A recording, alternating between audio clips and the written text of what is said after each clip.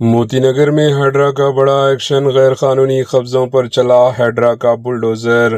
حیدرآباد کے موتی نگر بورا بنڈا road signal علاقے میں ہیڈرا حکام نے بڑے پیمانے پر انہدامی کارروائی انجام دی۔ حکام نے سڑک کے کنارے قائم غیر قانونی انلیگل تعمیرات و قبضوں کو مسمار کر دیا۔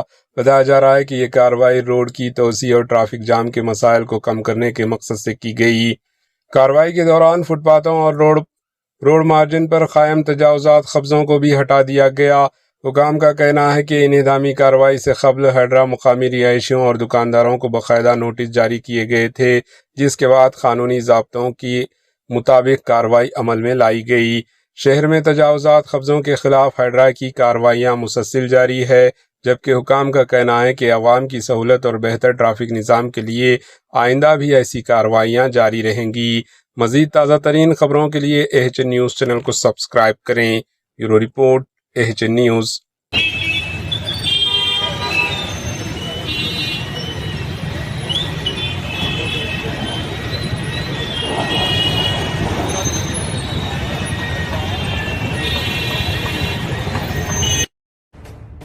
AHN نیوز کے YouTube چینل کو سبسکرائب کریں اور بیل آئیکن کو دبانا نہ بھولیں تاکہ آپ کو ہر نئی آنے والی ویڈیو کا نوٹیفیکیشن بر وقت مل سکے۔